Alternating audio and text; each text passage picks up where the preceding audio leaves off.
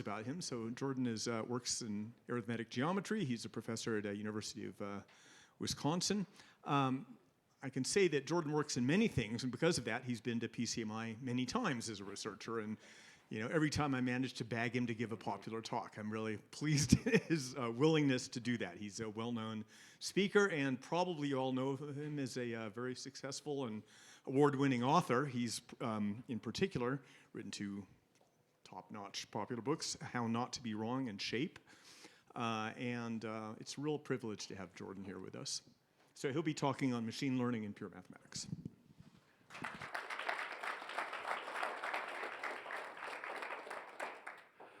Okay, hi everybody. Thank you for coming and being here with me in this very long, deep room.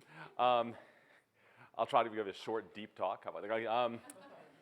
Yeah, so often I talk about this stuff, and often I title the talk Machine Learning and Pure Mathematics. I added this to the title not just to pander to this audience, but because it's authentically true that in some sense this subject of extremal combinatorics seems to be an extremely amenable one to investigation by machine learning techniques, and I'll try to sort of reflect a little bit at the end about why I think that might be the case, and to talk about which parts of pure mathematics might be especially agreeable to this kind of format. So to start with, I mean, this talk is going to be kind of like a glued together sequence of case studies, but here's an earlier case study, right? We know that machines are now very good at winning games of Go. I actually forgot which depressed Go player this is, but it's like a depressed professional Go player. And I put this up because I think it's actually an interesting comparison to think about the many different ways that people have thought about and are thinking about using machine learning to produce material of interest to mathematicians. So the point I want to make here is that the machines that are very best at winning the games of Go learn their strategies for playing Go directly from the rules of Go, right? By millions or billions of self-played games starting directly from the rules. And if you think about it, that's not the only thing that one can imagine doing, right? One can imagine a machine being given lots of games played by professional Go players who are really good instead of saying learn from these. Or you can imagine a machine being given lots of books about Go. And I mean, we know that machines are sort of at this point good in certain ways at interpreting large volumes of text at once and sort of taking in a large volume at once. As of now, those methods don't play good Go. And learning directly from the rules does.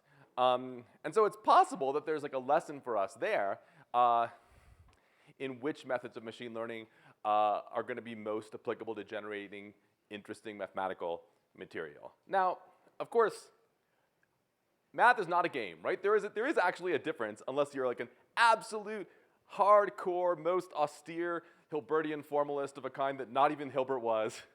Unless you believe that, then like math is not a game. It's sort of an actual thing that refers to something outside of itself. But it definitely has games in it. One of those games is the make a formal proof game, right? So most of us, I think that math is more than that, but we also think that that's part of math. And another one is make an interesting example subject to some constraints. And that's obviously something that in the field of combinatorics, like we do all the time. That's a game we love to play. And so maybe it's a game that machines can, in some sense, be trained to be good at.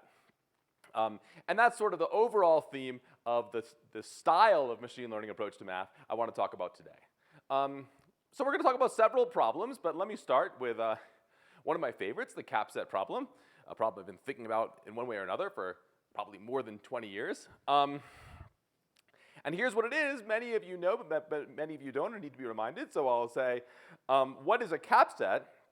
In this context, I'm just going to restrict to the case of z mod 3z to the n, an n-dimensional vector space over z mod 3, n tuples of mod 3 numbers. And I want to find, and a capset is just a subset of that set, so that I never have a solution to the equation s plus t plus u equals 0, with three distinct elements, three distinct vectors, s, t, and u. So of course, it's easy to find capsets, like the empty set is a capset, right? If a very small set, it's very easy to be a capset, but the larger the set is, the harder it is for be a capset. And so the sort of standard question is just how big can a capset be? And maybe I'll just comment, okay, this is the number theorist in me, I have to do like a little bit of mod 3 arithmetic, and just comment that because I know we've talked a lot about sets without arithmetic progressions, this is an example of that kind, because I can write s plus t plus u equals 0 in this rather symmetric formulation, but because 1 is also known as negative 1/2 modulo 3, it's the same as to say t is 1/2 s plus u, which is to say that t is the median between s and u, or that s comma t comma u is an arithmetic progression. So another way to say this is that we're looking for large subsets without any 3-term arithmetic progressions. And indeed, I think historically, one of the reasons that people were interested in this problem is because it was seen as a model for the even older, even more famous problem of large subsets of the integers without 3-term arithmetic progressions. Okay, so notation. F of n is just going to be the sort of function of interest, the size of the largest capset. That's the function that we're trying to compute, or barring that, at least to estimate, or barring that, at least to bound. And of course, maybe it means nothing to you that it's one of my favorite problems, but here's a quote from Terry, so it's even one of Terry's favorite problems, so there's the appeal to authority. You can see it's him and not me because favorite has a U in it. Okay, so we should do some examples on the board. If n is 1, if I just have a vector space of size 1, well then the 3 distinct elements add to 0, so I can't have a capset of size 3. But in the capset of size 2, I don't even have 3 distinct elements. That certainly is a capset, so the answer is 2. The first not so trivial example is, what is f of 2? How many of those dots can I fill in? That's my picture of z mod 3z squared. That's the best I could do. In order to have no solution to s plus t plus u equals 0, and it's not so hard. It's not so hard to check that you can't do any better than 4. And this is a good example of a 4-element set that does it. And in fact, maybe it's worth observing that just using all elements with all coordinates 0 or 1 always gives you a capset of size 2 to the n. Why is it a capset? Because if you look at what's going on in the first coordinate, if the 3 guys summed to 0, then the first coordinates would have to sum to 0. But already you can't have, now their first coordinates don't have to be distinct, but in order for 3 things that are each 0 and 1 to sum to 0, they have to either all be 0 or all be 1. So for those who were in Shahar's sunflower lecture, this is the exact same argument as appeared, I think, in minute 10 or so of that talk. So actually, I'm going to be, maybe to be honest, I wasn't going to say this, but like when I first learned about this problem in maybe like 1999, I sort of saw this and was like, okay, so the conjecture, the thing to prove is that the maximum is 2 to the n. And I tried to prove that, and I failed, but I neglected to even try. This is before I was a good combinatorics. I neglected even to try for 3 dimensions, where already that fails for 3 dimensions. So this is sort of a picture of 3-dimensional space over F3.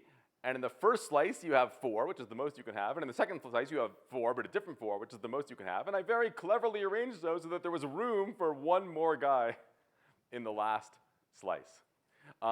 So hopefully that shows you it's like a little bit intricate to figure out what's the largest number of points you can put in z mod 3z to the n such that no 3 sum to 0. And maybe, again, this is not, I don't have a slide of this because I have a lot of different stuff I want to talk about today, but I'll just say in words that a way a lot of people come to this problem is that the card game set is z mod 3z to the 4th. That's why there's 81 cards. And this question is the same question as how many cards is it possible to have out on the table without there being a legal play? The answer to that question is 20. It's kind of a folk question among set players. So actually computing this number, I think nobody believes that you can do. I think at best one sort of hopes for some kind of asymptotic. And I deleted some material. Let me not prove to you that this limit above exists. But it's not so hard. I mean, essentially, it comes from the fact that if you have a solution in dimension m and a solution in dimension n, you can take their Cartesian product and get a capset in dimension m plus n. And so that sort of shows you that you have sort of a log convex or concave or whatever it is sequence. And so there is some answer to this question. What is this limit? I mean, obviously it's at most 3, right, because there's only 3 to the n vectors. And obviously it's at least 2, because I just told you how to make one of size 2 to the n. But actually, you could even say, oh, obviously it's like log base, it's whatever 9 to the 1/3 is, because you could take Cartesian products of this. So every new example actually gives you a better lower bound. But for a long time, it was an open question whether this number was even less than 3, or whether you could actually get larger and larger capsets whose log size, which was in some sense closer and closer to 3 to the n. And that turned out not to be true, which was proven a few years ago, thanks to a big breakthrough theorem of Croat, Levin, Potch, followed up by myself and Dion Gijsweit. We were able to show, by what sometimes is now called the slice rank method, that actually there's an upper bound that's substantially less than 3. And again, another thing I won't talk about this in this talk at all is like how that was done. And the best known lower bound, although this, as you can imagine, changes from time to time, at the moment, and somebody can jump in if I'm wrong, is due to Eric Naslund, and it's on order 2.22. And the only thing I want to say about these theorems besides stating them is that there's a great, gigantic chasm between them. Right? That lower bound and that upper bound are really far apart. And in general, I think that's the kind of situation in which there's some hope that machine learning can do something.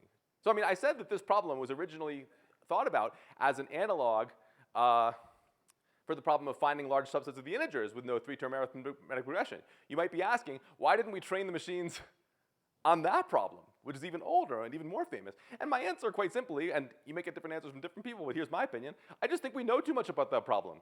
I think the distance between the lower bounds and the upper bounds is just too small. To make it doesn't feel likely to me that we're actually going to sort of work our way into that very tiny gap. Whereas here, where in some sense we know much less, that maybe seems more hopeful in terms of a machine doing marginally better than we've done. Maybe also because here every small example gives you a bound, right? Because of the effect. That's also true. But I mean, in some sense, I could even like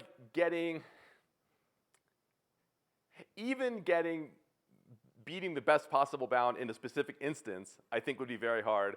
Like, I mean, let me put it this way. I would be surprised if anything that I talk about today would be able to produce something like the Barron construction for the integers. That would be very impressive, but nothing like that has been seen at this time. And you'd have to do that, right? You'd have to sort of do something at least that good.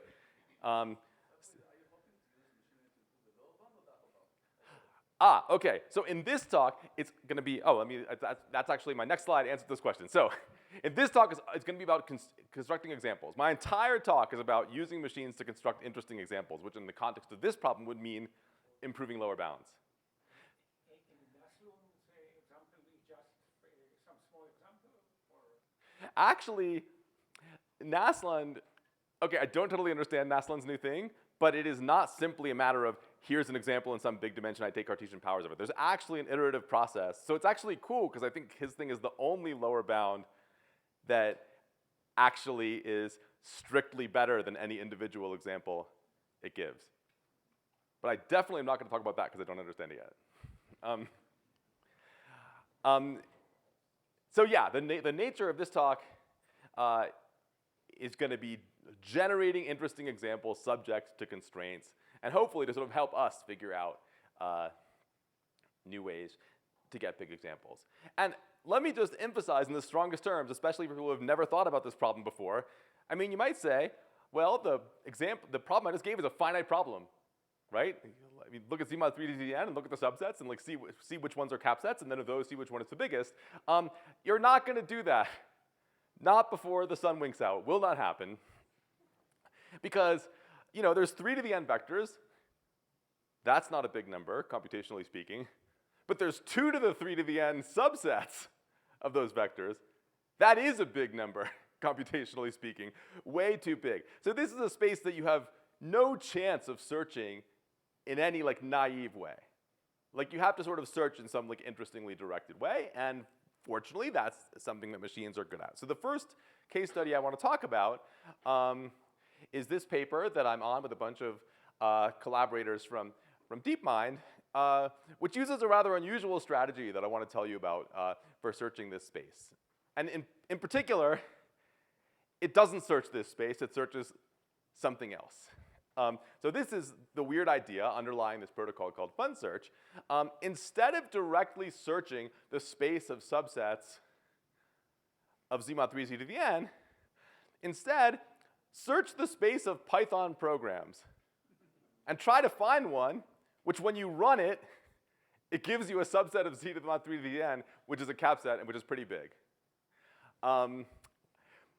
This is a pretty weird idea, and I'm pretty surprised that it works at all. But let me give you a little bit more information than this to sort of like open the hood and sort of show you what's going on here. So in this one cartoon is really the entire concept. And when I talk about this to an audience of computer scientists, they have lots of very persnickety implementation questions, most of which I don't know the answers to, so I know there's some computer scientists in the room, but you can ask, I'll say what I know, but I mean, do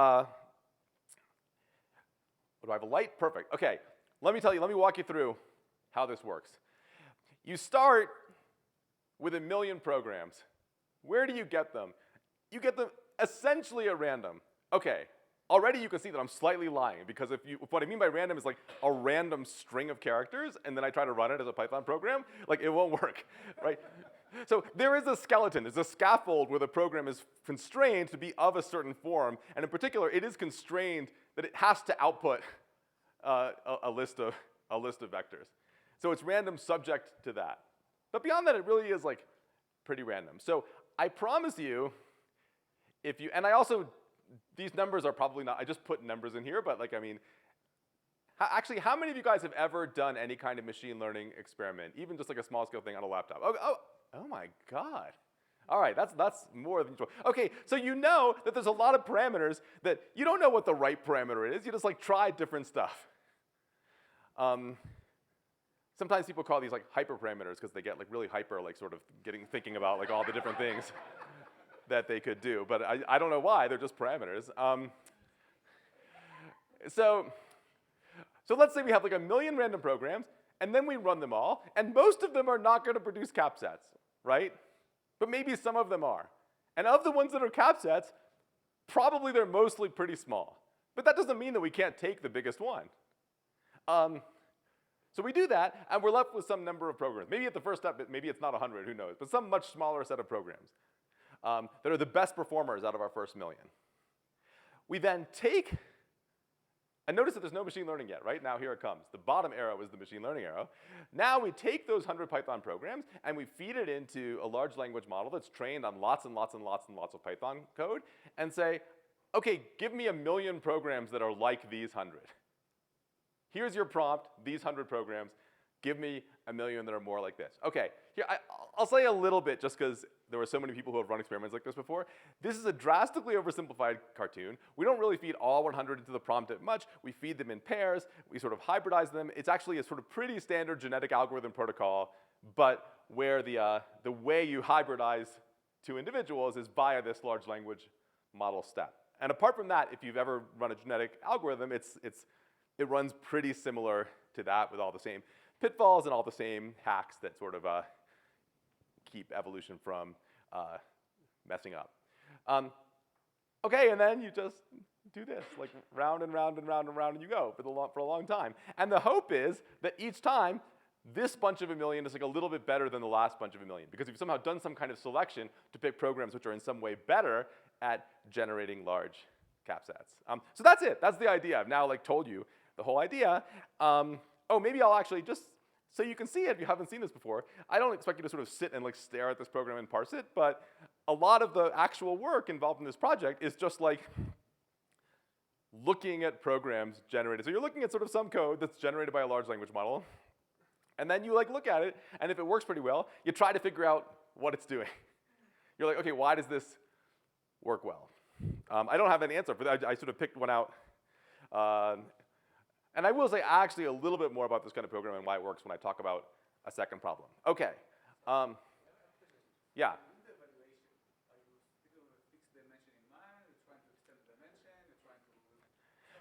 That's an important question. Thank you for asking that. So when we train, mostly what we're doing is fixing a dimension, fixing an n, and trying to train for something that, that gives you a large capset in that dimension. And hold the thought, I have more to say about that, but I have a slide for it. So like 4 slides from now, I'll say something about that. I think. I sort of forget which slides I have in here. Okay. So here's some observations. One is that, sort of to my surprise, it works pretty well. Well, within its limits. Like, so for n up to 7, it matches the best capset that's known. And for n equals 8, it actually gave something new. It actually generated a capset of size 512, and the best known was 496. Yeah. In the first iteration, do you feed some programs that already output capsets, or like No, already get some? we don't. And from other experiments I've done, I somehow doubt that would make that much of a difference.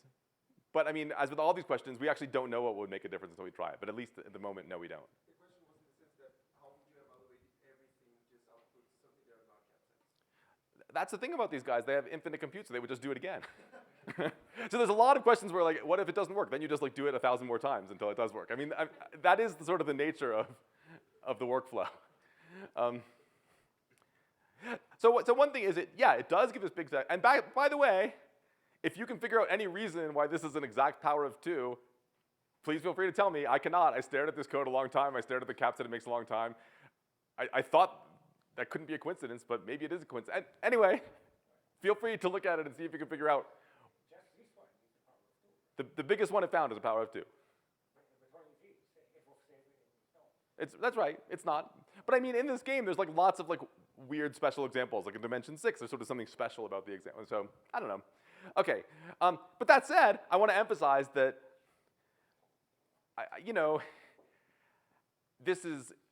it's not trying to search a space of 2 to 3 to the n, so it's not that bad an n. But it's not like this works for n equals 100. I don't want to make it seem like it's like infinite extent. And this is already like industrial level compute to do this. Let me make another point which is important, because as you know, one of the big challenges of getting anything involving a large language model to do anything interesting is that the large language model produces a lot of trash.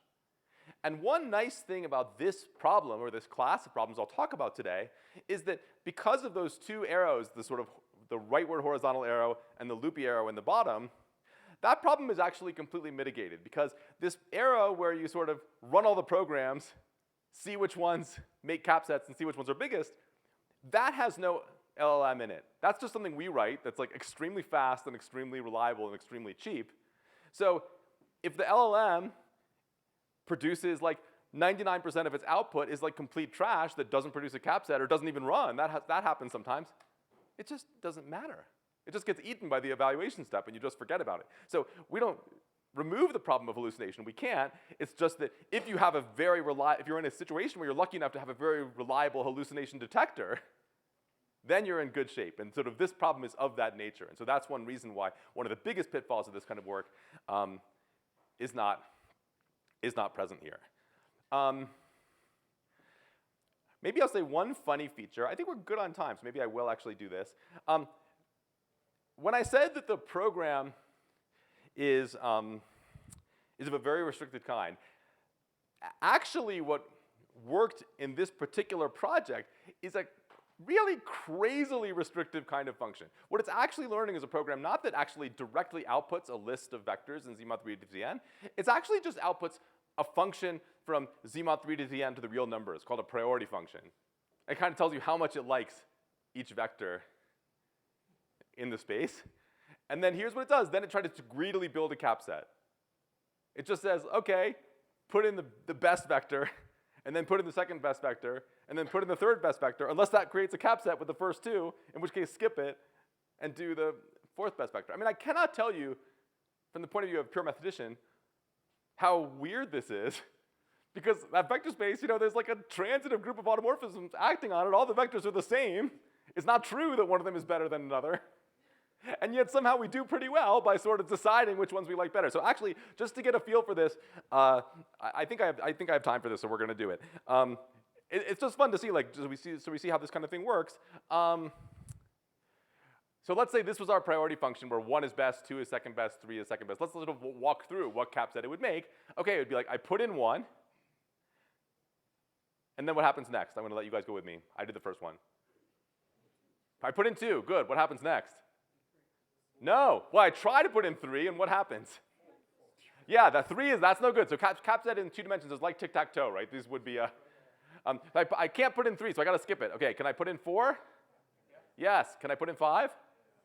Yes. And then actually, I already showed you that this is a maximal capset. So what would happen then is I would try to put in 6, and I would fail, and I would try to put in 7, and I would fail, and I would try to put in 8, and I would fail, and I would try to put in 9, and I would fail, and I would return this set. So this is certainly an efficient way to write programs, but it's kind of a crazy way to try to solve this problem. Like imagine if you had wrote a chess program and you're like, my way of writing my chess program is I'm going to rank all the legal moves possible in any board position from best to worst.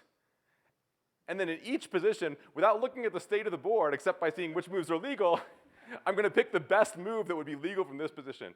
Like, it's unthinkable that you could actually write a good chess player this way. It's like, Can you try to compare it to just choosing a random ordering repeatedly than do trillions of times like this here? so so you mean just start with a random function and see how well it does greedily? Yeah, it does much worse. So, and I'll bet Noga can do it in his head. Like, I mean, I'm sure one could figure out what the expected size would be. Probably you block everything pretty quickly.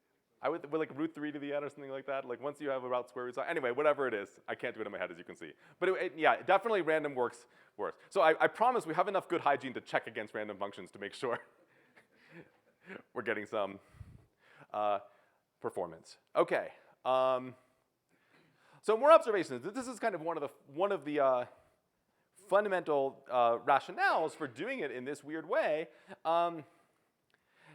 Is that in machine learning, one of the key words is interpretability. Like, you like it if the thing you get, a human can have some idea of what it's actually doing. And if we had a different kind of protocol, and I'll talk about problems like this a little bit later on in this talk, where the output was simply a big list of vectors, if you stare at it, you might not really be able to learn anything from it. Whereas a program, you can at least in principle look at it and try to figure out why it works. I mean, you could do that with a list of vectors too. You could try to figure out like why it's, in some sense, it's a good performance. But somehow a program seems closer to human language and sort of closer to something that we can interpret. More so than a large set of vectors, and I would argue like more so than like a sort of 100,000 line formal proof in Lean, for instance, which in some, again, Hilbertian formalistic respect is more like the kind of output we produce, but practically is in some sense not very much like the kind of output we actually produce and use. Okay. More observations, just for, I put these slides in for this combinatorial crowd. One thing I find quite interesting is that, as I mentioned before, this is a vector space. It is a very large group of automorphisms by GLN F3. The problem is invariant into those automorphisms. For whatever reason, that the machine never seems to pick up.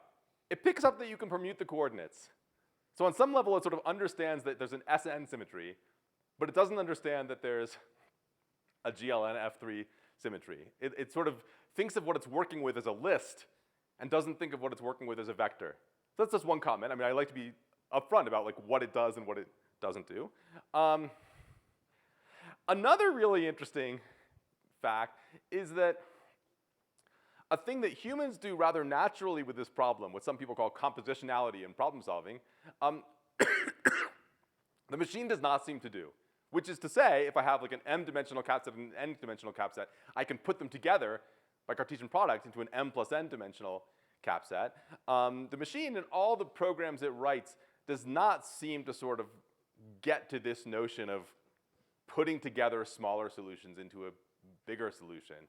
And you know, there's all kinds of questions people have worked on, like, well, can we sort of build that in by force? And like, I mean, it's an open, live question in sort of how to get machines to do stuff. But that does sort of seem to be something of a conceptual pitfall. I mean, just psychologically, maybe I'll just say, there are programs that it writes where when I'm reading the program and thinking about it, I can kind of squint and sort of tell myself the concept is like kind of there in some extremely protozoan rudimentary way. But I could just be telling myself that because I know the concept. It's very hard to know like what's coming from you and what's coming from the output. Okay, so let me sum up what I want to say about fun search. So fun search really can, for a given problem instance, like 8-dimensional capset, work really hard and learn good solutions to that problem, even in some cases better than people have been able to come up with. But now I'm going to speak to your question. Now comes the slide where I answer your question. So why did we train on only one n? Well, here's the thing. Once we have a program, all those programs start with a line like n equals 8, right? So once you have it, nothing stops you from then running that program again except changing it to n equals 10 or n equals 15 or n equals something larger. Okay, if that worked, I would be talking about that. It doesn't work. It in fact generalizes very poorly. And we tried some stuff. We were like, well, what if we train on a range of n and sort of reward success on all of them? Then maybe it'll sort of like pick up some stuff that sort of generalizes better. So far, nothing worked. So I just want to be honest about that. So what it does not do at this moment is produce a program which gives you anything decent for large n. And actually, there's some newer work I'm going to talk about at the end of this talk where I say a little bit more about generalization from one problem to larger problems, which I think is like one of the really big questions in this area.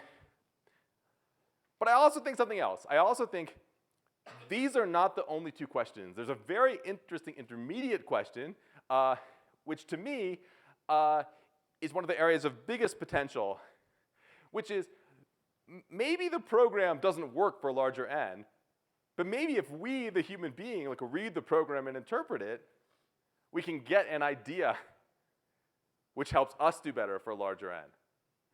That seems more promising. And I will say, in the course of working on this project with the people at Google, there were several times when like I thought I had a new idea. It didn't work in any of those cases, but it was like good enough to fool me, like somebody who's thought about this problem. In other words, it was good enough for me who's thought about this problem for quite a long time to be like, okay, that seems an interesting avenue. Let me spend a day trying this, and then it didn't work. That's already to me like pretty good. And this, I think, is a promising way forward. In other words, these machines don't have to solve the problem for us. They just have to generate output that gives us good ideas. And even that, I think, can be very useful. So I'll just comment that there, yeah. This potentially like 2 to the 9 over 8 could have been bigger than the best known lower bound, and then super multiplicativity would give you. Right? So here, any finite example gives you a general lower bound. And, I don't know. Yes, that's true. Right, but again, in some sense, the machine doesn't know that. In some sense, like if you ran the same program for a larger n, it wouldn't. Yeah. Yes, the machine together with us. So I'll just comment that it's funny and like, just in terms of like different value systems and what's interesting. This did actually, they actually worked on a bunch of problems, and the capset was the marquee one, but they ran some trials on the problem of computing the Shannon capacity of a graph. A very interesting and pretty hard question. And I will say, a piece of code that the machine came up with for giving a lower bound for the Shannon capacity of the 7th cycle. And by the way, I'm not assuming everybody knows what this means. The point of this comment I'm making has nothing to do with a particular question. I'm just, for those who know, I'm saying what the problem is. It produced one particularly short, elegant piece of code that looked really clean. And I was like, I'm really going to figure out what this says. And indeed, once you really understood what it was doing, it was a strategy that would give like a non-trivial lower bound for general odd cycles. Now, once I knew what it was, then I found it in the literature from like the 70s. So it existed, but the point is that's already to me like very good. Like I certainly didn't know it. And so I think that this is like a real use case that's actually, so that to me was the most interesting thing in the whole paper, but because it didn't beat human state of the art on any particular thing, then it gets like, it's in like the supplementary material that's like not even in the paper journal. So that's just like, that's just how it works. Okay, so So that's what I want to say. I'm going to say a little bit more about fun search at the end, but I want to talk briefly about, I want to give you sort of a sense of the range of the kinds of things that are going on in this particular part of this space. So, so let me now, I'm switching gears. We're not in Zmod 3Z anymore. This is the n by n grid. And I have here a subset of the 6 by 6 grid and a subset of the 7 by 7 grid. And I wonder, I have a giant room full of combinatorists. Dare I ask if anybody notices what's special about this particular set of points? I think it's pretty hard. Let me give you a bigger one. No isosceles triangle. I knew no was good. Just because I read your abstract. Ah, okay.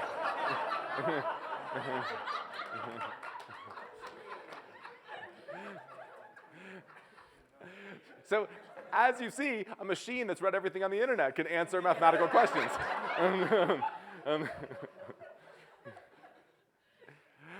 Yeah, so these are subsets of the n by n grid in which no 3 points form an isosceles triangle. And these are actually maximally sized such in size 6 and size 7. Here's one in size, oh, I have to look at my little screen and see. I can't even read how big this is. I think this is, this is 32 by 32. Already, maybe you can notice like a little bit more about this set. This one I don't know is maximal. We actually don't know what the maximal size is for a 32 by 32 configuration where no 3 points form an isosceles triangle. This is somehow seemingly not a very classical question. It's very mysterious. It's a question that Erdős obviously would have asked, but as far as we can tell, like did not directly ask. So the literature on it is very limited, but it's another question of the same form, right? You're looking for like a combinatorial configuration that's subject to some constraints and as large as possible. It's very easy to check whether a purported example is one or not. So this was one of the problems that we treated in another paper I'm about to tell you about. So, but I didn't put in another picture of the Grand Canyon, but another good thing about this problem from this point of view is that we know almost nothing about it. It's kind of crazy. Like what, how big could such a set be? Well, it could be at most n squared, because there's only n squared points in the grid. And you could do a little bit better than that, because notice that one example of an isosceles triangle is an arithmetic progression of length 3. I mean, it's kind of a zero area isosceles triangle, but it still satisfies the algebraic fact that the two sides have the same length. So already the fact that in each column you have no 3-term arithmetic progressions gives you that you have like little o of n in each column. So you have like little o of n squared for the whole thing. And embarrassingly enough, I actually know no more than that. So I think when I first mentioned this problem to Noga, he said it must be easy. But I still don't know, to be honest. And then in terms of constructions, I think we like, again, this is like kind of embarrassing, but we kind of sort of convinced ourselves that there was an argument for like linear in n, but I'm not even really sure of that. Like basically what I know how to do is put a large subset with no 3-term arithmetic progression in one column. And then I get sort of, like n over whatever, n to the 1 minus epsilon of some kind. And I literally barely know how to do better than that. So that's very embarrassing. And it's exactly the kind of thing where both I feel like it's a good problem for a smart person and a good problem for a computer, because there's like a huge gap between lower and upper bounds, and there's no obvious reason that there has to be such a huge gap. There's no sort of conceptual barrier except there's something we haven't figured out. So I bring this up because this problem is discussed in a later paper called Pattern Boost that I wrote with François Charton from Meta, and then with 2 other academic mathematicians. I just want to show it to you because it's kind of a different cartoon, and I think it's an interesting contrast. So it's very similar in some ways. You start with a million random things, but now there's no programs. There's no Python here. There's just like literally I have like a million subsets of the grid, and probably it's gonna contain lots of isosceles triangles, right? If I choose it at random.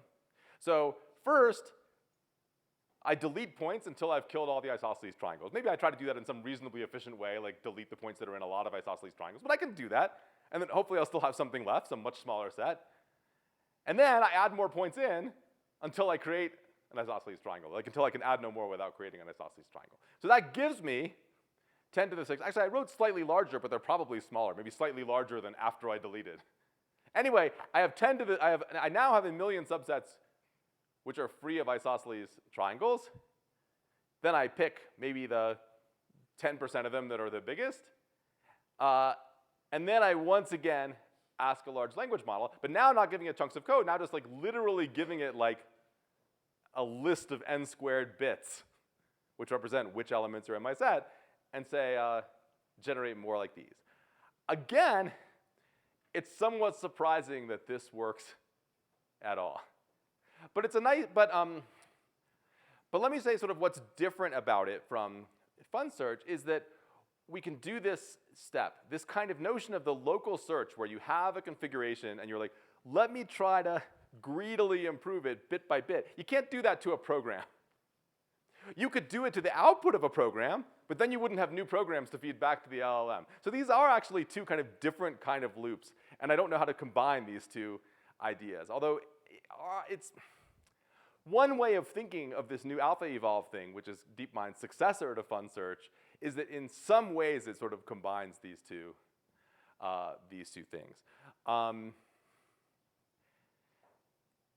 so in this problem, we ran this for like no isosceles triangles. We ran it for large graphs with no 4 cycles, which I know is a problem that's been discussed by Yuval in the undergraduate session.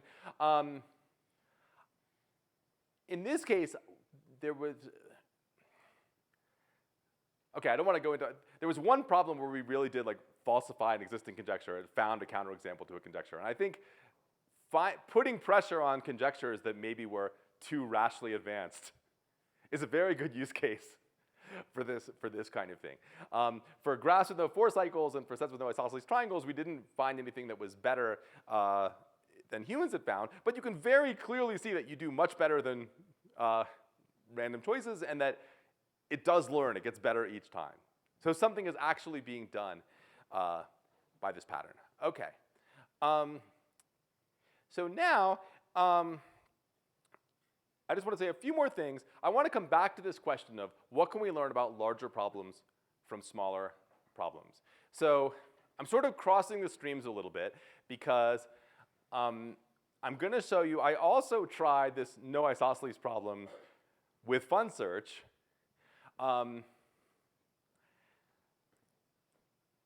let me show you some interesting code.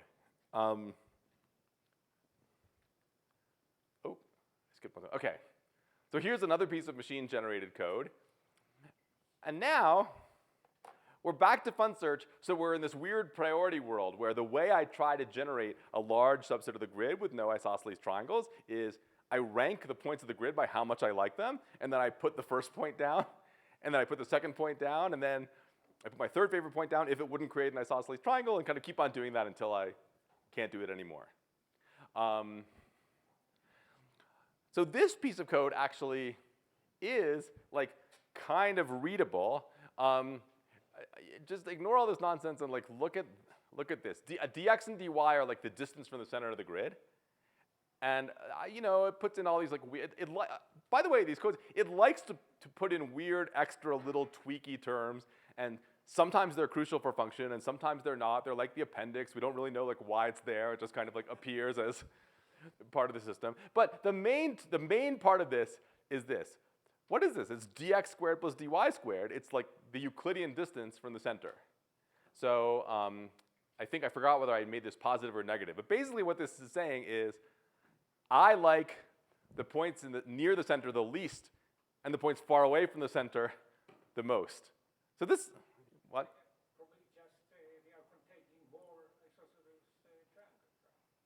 triangles. Yeah, then once you see that, you can convince yourself that, oh yeah, it does make sense. You want the distances are less likely to agree if they're longer, so you actually want the points to be farther apart. And I mean, you can indeed see. So, sorry I'm mixing up lots of papers.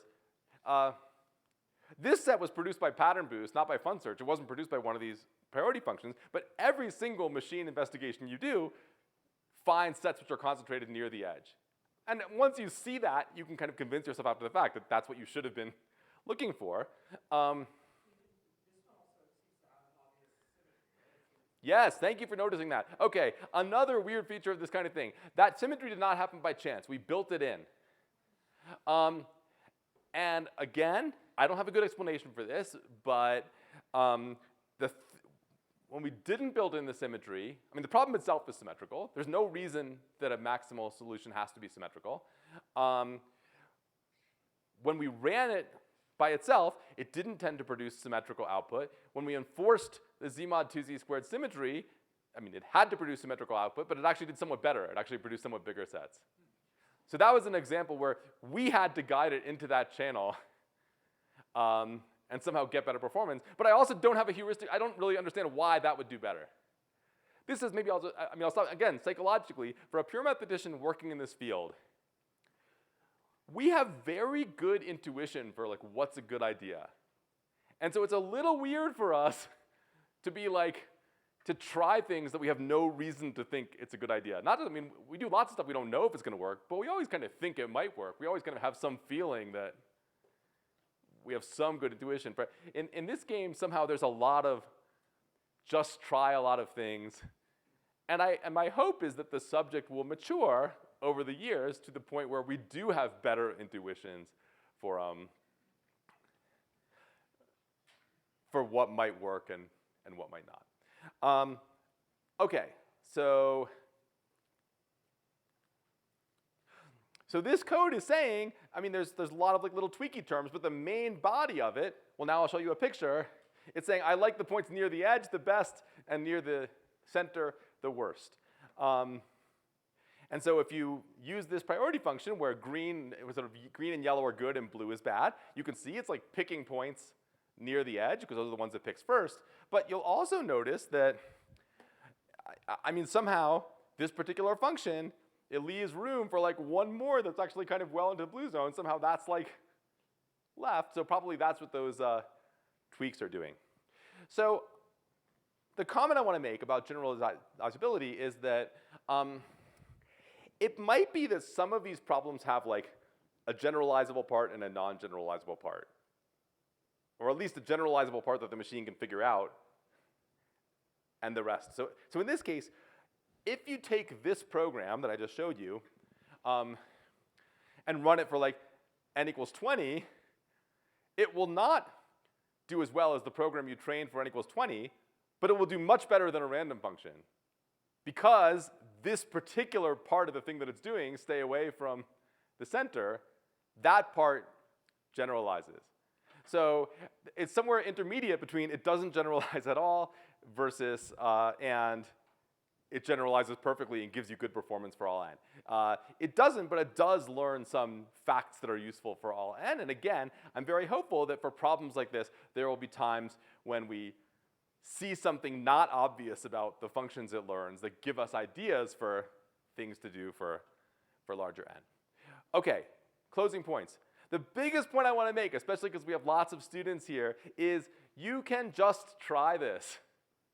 When we first came out with this DeepMind paper, that was not the case. But now, in 2025, Fun Search, there's a beautiful implementation that Kit Fraser-Taliente made that you can just go to his GitHub and download and run yourself, where all you, the mathematician, need to do is change the part of the code that specifies the math problem you're doing. And all the rest of the stuff that has to do with actual implementation of learning and choosing parameters and stuff like that, that's just all in the background. So this is a very mathematician-friendly implementation. You do need to be able to, I mean, the LLM has to come from somewhere.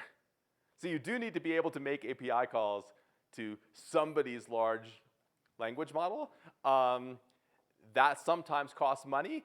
But you know, it doesn't cost like physics or chemistry money. It costs like,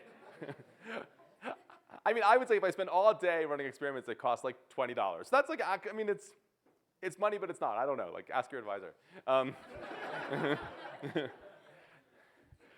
for the money. I pay for my students' experiments on this. So that's pretty fun. And I would say in my experience, in case you're actually going to do this, the paid ones do work better than the free ones, but the expensive paid ones don't work better than the cheap paid ones. Like for this particular purpose, I'm sure they work better for the purposes that they're designed for, but for running fun search experiments, it doesn't seem to matter so much. And then for pattern boost, that's on Adam Wagner, my collaborator Adam Wagner, who's now at DeepMind. Like that's on his GitHub, and there's like a full implementation there that you can download and run yourself.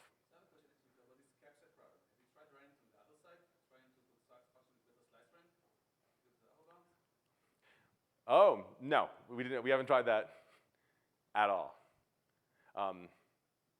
Okay, let's talk after about how that would work, because I don't quite see it, but we can talk. So let me just close, because we're near the end of our time.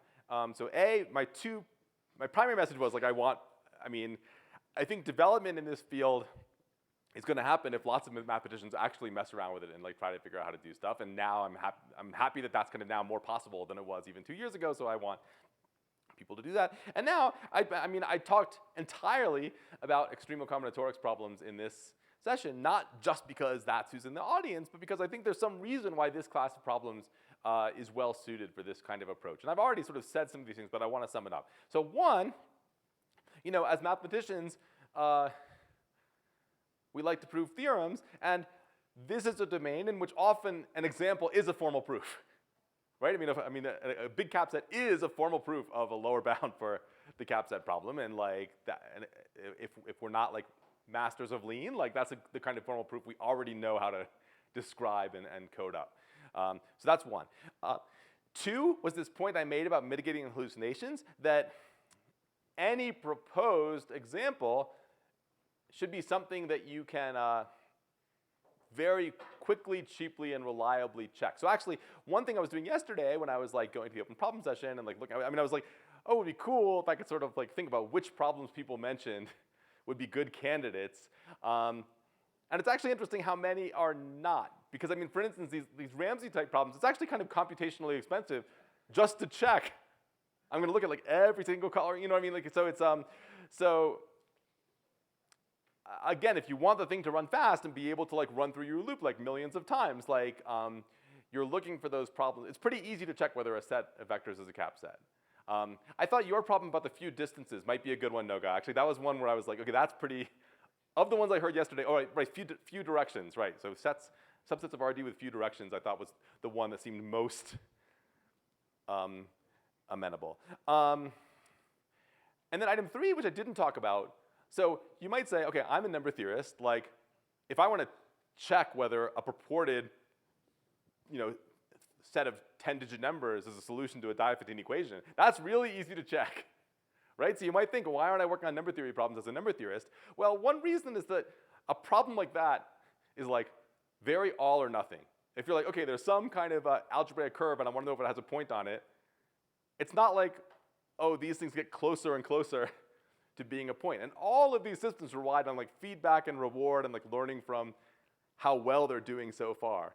And so I think classes of problems where there's some range of performance and you're trying to do better and better, but you can tell when you're making progress, are the ones that are most appropriate, and lots of problems in extremal combinatorics have this nature. And finally, this again, where you can imagine that picture of the Grand Canyon, I think the most amenable problems are going to be the ones where there's some big gap, where we're trying to find the largest thing subject to some constraints, and we just have not figured out any clever way to generate lots of things that satisfy the constraints. We don't have any intuitive idea for how to search the space, and as such, our lower bounds and our upper bounds are very far apart.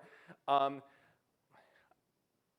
think those are sort of the best classes of problems. The problems where there's sort of some true conceptual wall that seems to prevent you from going farther, I think maybe that wall is really there, and maybe the machine won't break it any more than we can. But there's lots of problems where we can't make progress, but it's not because there's a wall. It's just because we constantly have this feeling like maybe if I just did things a different way, maybe I would be able to like construct a better example. And I think that is what the machines are good at. They're good at doing things like a lot of different ways, millions of ways at a time, and sort of sifting out the ones that aren't working. That is what they are built to do. So I'm going to stop there and take questions. Thank you guys so much for coming.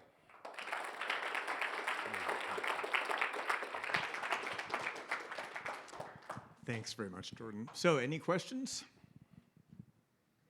Yeah, back there.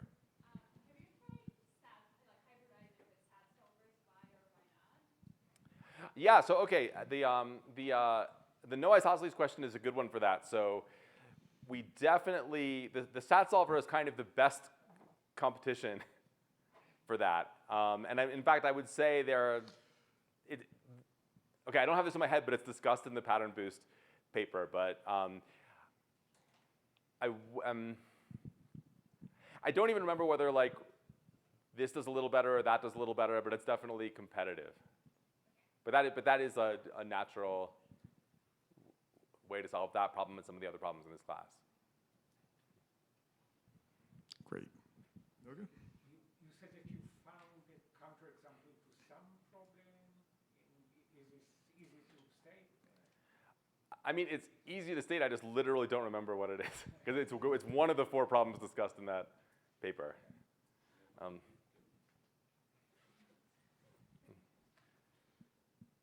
Okay, other things, other questions?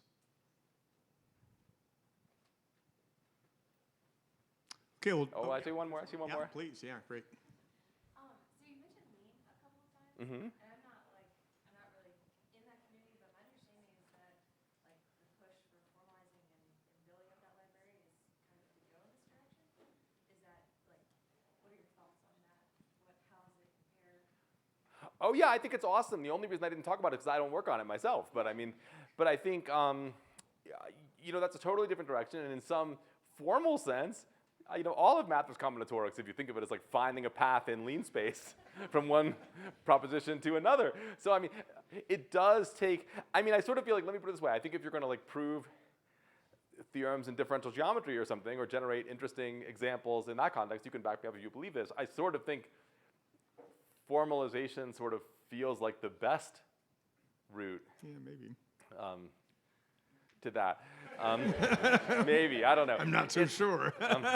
It's hard. I mean, so no, I think that's like a wonderful direction for lots of reasons. I think it has the capacity to like really, improve certain things about mathematical practice in a way that is, in some sense, like independent of any relationship with machine learning. But it's also, I mean, because a formal proof is somehow a combinatorial object, like I saw somebody give a talk while we're talking about differential geometry, like formalizing a sort of pretty elementary argument in R2, and the step where you pull a curve tight around a polygon, that was like this immense, the formalization, this was this like immense body of work, and you guys would just be like, well, come on, you just pull the curve around the, right? I mean, and you know what? I would agree with you. I'd be like, yeah, you just pull it tighter around the polygon. I mean, I'm not worried about it, but I mean, I do think for formalization, there's the same kind of question as here. It's like it just might be that different kinds of math are just plumb harder to formalize than others.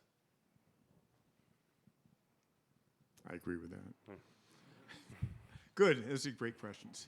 Anything else? Okay, well, Jordan will be around for the rest of the week, I think, altogether, Yep. right? So please bug him. He's got a lot of great things to say. So thanks a lot, Jordan.